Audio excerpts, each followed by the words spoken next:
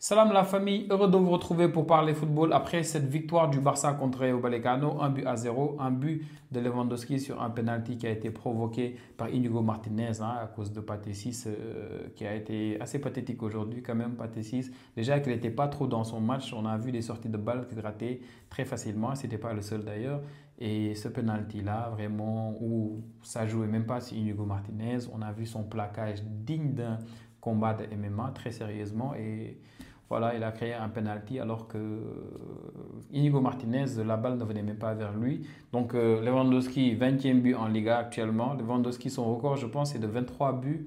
C'était en 2022-2023 et il était pichichi cette saison-là. Là, actuellement, on est au mois de février. Il reste encore peut-être 4 mois de compétition et Lewandowski, il est déjà à 20 buts. Naturellement, on sent qu'il va battre son record de buts en Liga. Mais parlons aussi du problème de ce match-là. Parce que oui, il y a eu 1-0, mais il s'est passé beaucoup de choses dans ce match. Et même beaucoup de choses avant le match. Parce qu'avant le match, on a vu la position du Barça. On sentait que le Barça pouvait être leader parce que le Real avait fait match nul contre Osasuna. L'Atlético a fait match nul aussi. Donc le top 6 en Liga, tout le monde a fait match nul, sauf le Barça qui a gagné aujourd'hui. Donc naturellement, c'est une belle victoire pour le Barça. Il ne fallait pas rater cette coche-là. Aujourd'hui, le problème surtout dans ce match, c'est l'arbitrage. Et ce n'est pas juste ce match. Depuis quelque temps, à chaque match, l'arbitrage est regardé à la loupe.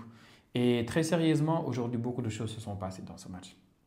Des choses sont à déplorer, d'autres sont à féliciter, mais il faut expliquer aussi. Il faut expliquer. Par exemple, on va parler de l'arbitrage. Par exemple, il y a, avant le penalty, il y a Hector Ford. Hector Ford a démarré sur le côté droit parce que Jules Koundé est venu en retard. Donc, vous connaissez la logique de Flip. Quand on vient en retard, même si c'est de 2 minutes, on n'est pas titulaire. Donc, c'est ton remplaçant qui va jouer. Donc, c'est la deuxième fois que ça arrive à Jules Koundé cette saison. Je pense que la première fois, c'était contre Alaves peut-être. Iñaki Peña aussi, ça lui est arrivé récemment. Depuis lors, il a perdu sa place. Donc, bref, c'est Hansi Flick qui fait ça. D'ailleurs, aussi, ça lui est arrivé. Donc, c'est juste pour vous dire quoi. Donc, Hector Ford, au début du match, il n'était pas trop dans le coup. De ce fait, il s'est raté pas mal de fois. Mais sur un corner, il a tiré le maillot de Mounim, le défenseur ghanéen du Rayo. Il a tiré un peu son maillot, mais ça n'a pas empêché à Mounim de mettre la tête hors cadre et qu'on passe à autre chose. La VAR a revu, bon, l'arbitre, on ne l'a pas appelé à la VAR, mais on lui a dit à l'oreillette que c'était rien.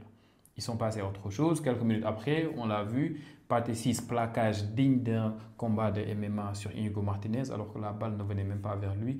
Et Inigo Martinez qui se couche, penalty. Alors, les gens veulent nous faire croire que c'est deux actions similaires. Alors, pas du tout. La première chose, c'est combien de fois nous, on a regardé des matchs de football et qu'on s'est dit, ah non, notre attaquant a très mal joué le coup. Il a continué, alors que s'il s'était couché, il allait obtenir un penalty. Parce que oui, il y a des joueurs qui rentrent dans la surface et il y a des contacts des défenseurs et eux, ils ne se couchent pas, ils terminent l'action. Et quand tu termines l'action, que la balle sorte en 6 mètres, que le gardien dégage en corner ou bien dévie, qu'importe ce qui se passe, on ne revient pas sur le penalty pour dire il y a penalty parce qu'il y avait contact mais tu t'es pas couché. Non.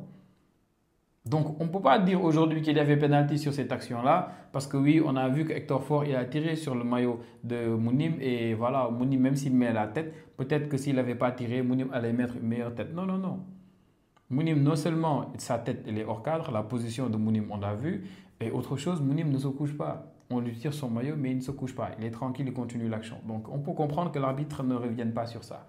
Mais il y a autre chose, parce que juste après ce but-là, il y a eu des actions bon, assez isolées. Il y a eu Tech qui nous a sauvés 2 fois, on l'a vu, hein, double parade magnifique. On a vu que Alvaro cherchait le penalty, mais naturellement, Tech a fait un bon sautage, très bon sautage, je trouve. Mais juste après ça, là est venue vraiment l'action de la soirée, on va dire, parce qu'il y a un centre magnifique de Pathé 6 et on voit naturellement que Frutus il est sur la limite du hors-jeu, il n'est pas hors-jeu du tout, mais juste devant lui, il y a TK. TK, l'attaquant du Rayo, lui, il est hors-jeu. Mais le problème de TK, c'est qu'il ne se contente pas d'être hors-jeu. D'habitude, quand tu es hors-jeu et que tu sais que tu es hors-jeu, il y a un de tes coéquipiers qui est à côté, qu'est-ce que tu fais? Tu ne bouges même pas. Des fois, il y a des joueurs, ils sont comme ça, immobiles, ils ne bougent pas. Pour montrer à l'arbitre, je ne fais pas action, je ne fais rien du tout. Mais TK, il ne fait pas ça. TK, il est hors-jeu. La balle ne vient pas vers lui, mais il sait que Inigo Martinez qui est derrière lui, il peut venir facilement sur Frutus. Donc, qu'est-ce qu'il fait TK? Il bloque Inigo Martinez. Donc, Inigo Martinez est obligé de se battre même avec lui pour le pousser un peu, pour lui dire, mais bouge de là pour que je puisse aller au marquage. et Frutus le bloque. Du coup, l'arbitre dit il y a hors-jeu. Oui, parce que Teka est hors-jeu. Teka, quand il est hors-jeu, au lieu de s'arrêter, de laisser Frutus continuer, peut-être même bénéficier après de la passe en retrait, il ne le fait pas. Il fait action de jeu, il essaie de bloquer Inigo Martinez qui lui n'arrive pas à aller à temps sur Frutus et du coup l'arbitre tire hors-jeu. Il n'y a rien de plus normal pour moi. Maintenant, c'est normal que ça fasse parler parce que la plupart des gens ont un problème avec le fait de tirer hors jeu quand on dit que leur gardien est gêné. Celui qui gêne le gardien, il est hors jeu. Beaucoup de gens ont un problème avec ça. Alors qu'il suffit juste que le joueur qui est hors jeu, même si la balle ne vient pas vers lui, qu'il fasse directement ou indirectement un fait de jeu qui influence un peu la décision du joueur ou bien du gardien, du dernier défenseur ou bien du gardien. Donc, pour moi, il n'y a rien de plus normal. Il n'y a rien de plus normal. Maintenant, il y a une chose qui s'est passée. C'est que juste après ça, avant la fin de la première période, on a vu naturellement Koubarsi tirer le maillot de Pathé Ciss sur un corner. Et là, Pathé Ciss s'est couché. Donc là, si la balle est en jeu et que tu tires le maillot d'un joueur et que tu le plaques un peu, c'est à l'image même du penalty tiré contre Pathé Ciss, le penalty sur Inigo Martinez, pour moi, là, il y avait penalty. Et naturellement, il y avait moyen de le faire. Maintenant, est-ce que c'est nouveau en Liga de voir des arbitres qui sifflent pour une équipe des choses qu'ils ne sifflent pas pour une autre équipe? Ce n'est pas nouveau. Aujourd'hui, on a joué contre le Rayo, mais le match aller contre Rayo, si ma mémoire est bonne, contre Rayo, le match aller, Koundé, il fait une faute sur un joueur du Rayo et Lewandowski, il met le but quelques secondes après. On annule le but de Lewandowski parce qu'on dit qu'au début, Koundé avait fait faute. C'est la VAR qui a intervenu, tranquille. Contre Osasuna, quelques matchs après, on a perdu 4-2 à l'extérieur. Il y a le but d'Osasuna, je pense le premier ou le deuxième, le but de Saragossa, si je ne me trompe pas, le but de Saragossa, il y a Toro, le milieu défensif de Sosuna, qui fait une faute sur Pau Victor. Il piétine carrément Pau Victor. Mais la VAR ne revient pas sur ça. Donc il n'y a rien de plus normal en Liga de voir des arbitres qui sifflent des choses dans des matchs, dans d'autres matchs ils ne les sifflent pas. Donc aujourd'hui, peut-être on a eu ça en première période, une action où très sérieusement la VAR aurait dû intervenir. Mais en deuxième période, rien à signaler. Personnellement, rien à signaler. Il n'y a pas eu d'action où on pouvait se dire oui, il y a un problème d'arbitrage. Et très sérieusement, il ne faut pas qu'on se comporte comme si toutes les fautes dans tous les matchs du monde sont sifflées et sont vues à la loupe. Il y a beaucoup de championnats autour de nous, autour de la Liga, où on voit beaucoup de problèmes tout le temps, donc ce n'est pas nouveau. Maintenant, parlons d'autre chose que de l'arbitrage, parlons du match. Déjà, c'était le 100e match de Lamine Yamal. Le 100e match de Lamine Yamal. C'est exceptionnel. Il a 17 ans et c'était son 5e match professionnel. Déjà, à cet âge. Donc, les Jules Koundé et tous les joueurs, les Rodri, tous ceux qui disaient que ces joueurs-là allaient peut-être prendre leur retraite à 27, 28, 29 ans, ont peut-être raison. Parce qu'à 17 ans, tu as déjà 100 matchs en pro. C'est déjà beaucoup. Mais sinon, par rapport à son match Lamine Yamal aujourd'hui, il n'était pas du tout. C'est à l'image à peu près, peut-être... Voilà, en fait, son match contre Séville n'était pas top aussi, c'était assez moyen. Aujourd'hui, un peu, il a fait des choses intéressantes, certes, mais il n'était pas trop dans le coup. On a vu des actions où il ratait souvent la dernière passe. Les passes n'étaient pas très justes, pas bien dosées par moment. En deuxième mi-temps, on l'a vu qu'il venait beaucoup plus à l'intérieur à un moment donné, parce que d'habitude, ça, c'est le travail de Rafinha de l'autre côté. Il vient beaucoup à l'intérieur pour permettre à Baldé de bien gérer son couloir, mais aujourd'hui, Lamine Yamal, ce n'était pas trop ça.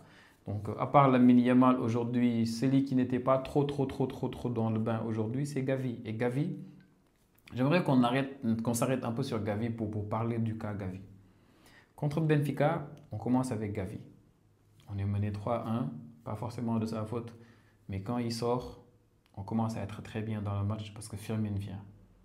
Et là, on remonte au score. Eric Garcia vient après à la fin. Bref, vous vous rappelez de ce match. Contre Séville, pareil. Il sort à la mi-temps, Olmo vient, fait directement la différence. Et très sérieusement, il faut l'avouer, oui, Firmin et Olmo, quand ils sont là, on est en 4-2-3-1. Et très sérieusement, Gavi est très intéressant quand il est sur le terrain. Pourquoi? Parce qu'on est très difficilement surpris au fait. Parce qu'au milieu, on a cette densité qu'on veut là. Donc naturellement, on arrive très difficilement à nous avoir entre les lignes.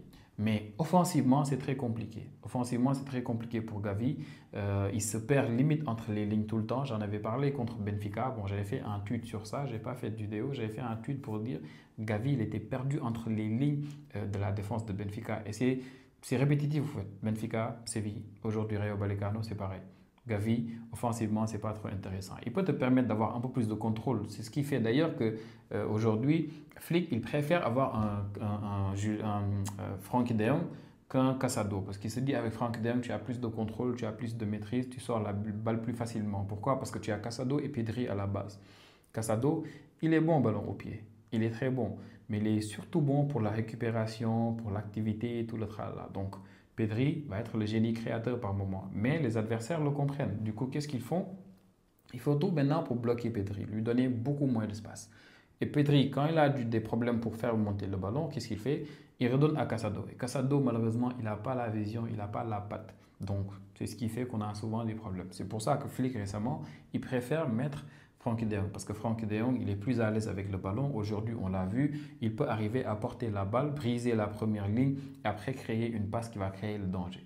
Donc, c'est ce qui fait qu'il le préfère actuellement. Maintenant, c'est le problème qu'on a avec Gavi en haut. Gavi, c'est pas un Olmo, c'est pas un Fermin, en fait. C'est pas un deuxième attaquant qui pourra faire les très bons appels et très sérieusement jouer entre les lignes, combiner sur une touche de balle, faire un petit contrôle orienté et faire avancer la balle. Ça, c'est pas Gavi. Donc aujourd'hui encore, on l'a vu. Moi, je pensais qu'elle allait sortir à la mi-temps, mais Flick a raison, il n'y avait pas le feu. Il est quand même sorti après pour Olmo et Olmo, on a vu la différence qu'il a fait directement. Directement, on a vu la différence et très sérieusement.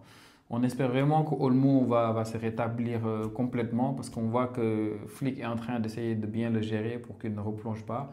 Il se blesse après chaque 2-3 matchs, donc ce serait intéressant de continuer à le gérer comme ça. Mais il faut trouver une solution pour être offensivement beaucoup plus intéressant. Donc le Barça qui gagne 1-0 et 1-0 pour le Barça, c'est pas grand-chose. Quand on voit 1-0 pour le Barça, on se dit, bon, naturellement, le Barça n'a pas été top. Mais il y a eu beaucoup de choses dans ce match-là, surtout beaucoup de ratés. Beaucoup de ratés. En première période, juste après le but, on avait l'occasion avec Lamine Yamal de mettre 2-0, mais c'était compliqué. Tech nous a sauvés aussi. On aurait pu encaisser un but, mais Tech a été très intéressant. Mais en deuxième mi-temps, c'était encore pire.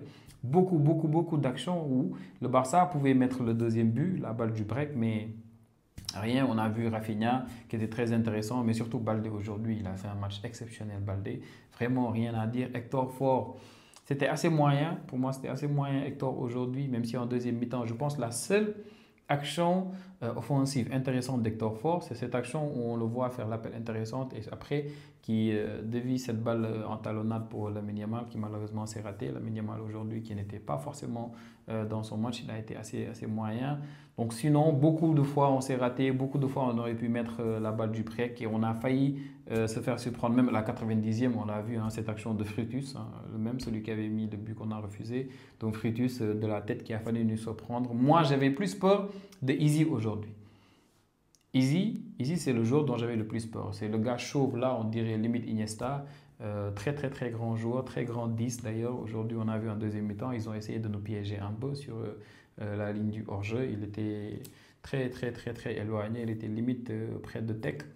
Chesney et du coup il attendait là-bas pour voir si les latéraux qui dédoublent ou bien les excentrés vont pouvoir monter la balle. Et c'était drôle parce que ça me rappelle ce que nous a fait Harry Kane contre le Bayern. On a pris un but comme ça contre le Bayern parce qu'Harry Kane, intelligemment, il était déjà en position d'orge avant que ça vienne, mais on avait joué le ballon de l'autre côté et ça c'est une technique exceptionnelle pour contrer un peu la technique de la ligne haute du hors-jeu. Donc c'était un match aujourd'hui pas exceptionnel du Barça, c'était un match assez moyen, offensivement surtout, il n'y a pas eu trop de choses à dire dans ce match-là en première période. En deuxième période, beaucoup de contre-attaques, surtout beaucoup de contre où le Barça jouait très bien le coup.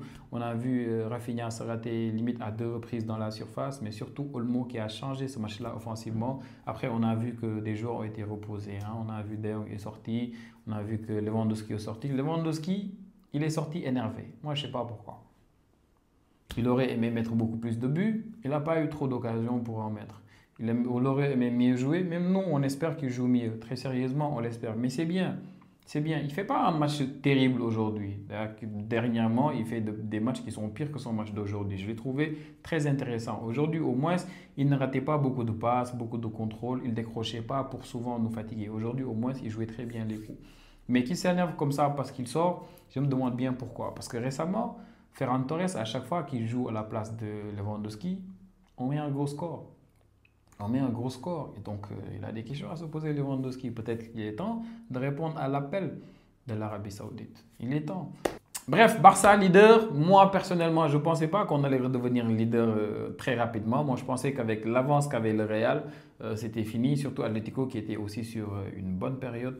Donc nous, on était leader de la Liga pour la dernière fois, la 17e journée. Avant la trêve, on faisait tout et n'importe quoi avec la blessure de Lamine Yamal. On a un seul 11, vous le savez, à chaque fois qu'il y a un joueur offensif qui n'est pas impliqué, c'est tout le temps compliqué. Au début, c'était ça. Maintenant, ça a changé un peu. Lewandowski, ça pèse de moins en moins avec Ferran Torres qui est plus intéressant.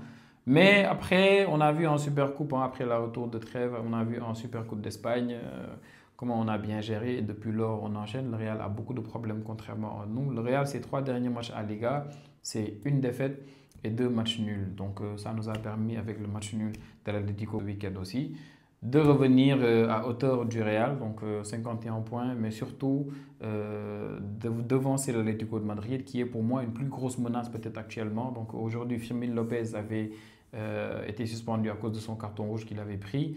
Il sera de retour pour le prochain match, donc peut-être qu'il sera une alternative à Gavi. Donc peut-être qu'une Fermín López titulaire contre Las Palmas à l'extérieur sera très intéressant. Parce que Las Palmas, ils vont peut-être moins nous fatiguer avec le ballon que Rayo, parce que Rayo, ça joue au foot, et on l'a vu aujourd'hui, ça joue au foot, ça nous a trop fatigué dans le match, mais Las Palmas sera un peu physique, mais surtout, il va falloir avoir beaucoup plus de créativité, et il serait intéressant de voir Fermín être associé à Lewandowski. C'est tout les amis pour le débrief de ce match. On se retrouve demain, parce qu'il y a la Ligue des Champions, il y a les premiers matchs qui auront lieu demain. Le Real City jouera mercredi, mais demain on aura Milan qui avait perdu le premier match. Monaco va jouer aussi contre Benfica. Bref, ce sera intéressant de parler de ces matchs-là, les amis. On se retrouve demain et s'il vous plaît, continuez à vous abonner, les amis. Continuez à aimer les vidéos, commentez s'il vous plaît pour le référencement. On se retrouve pour la prochaine vidéo. Ciao, ciao.